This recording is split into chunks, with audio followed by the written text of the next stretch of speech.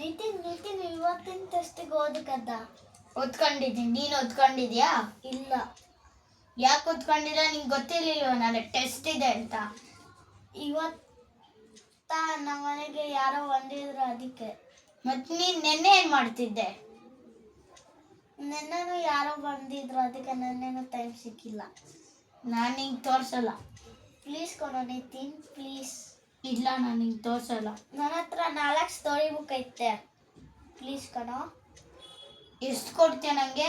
2 ಕೊಡು. ನಿತಿನ್ ತೋರ್ಸೋ. ಈ ಮ್ಯಾಮ್ ನೋಡ್ತಾರೆ ನಮ್ಮನ್ನೇ. ನಿತಿನ್ ತೋರ್ಸೋ. ಮ್ಯಾಮ್ ನಮ್ಮನ್ನೇ ನೋಡ್ತಾರೆ. ನೀನು ದೂರ ಕೂತ್ಕೊಳ್ಳಿ ಸ್ವಲ್ಪ.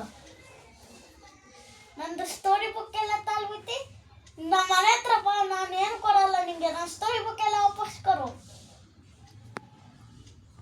ತಗೋ.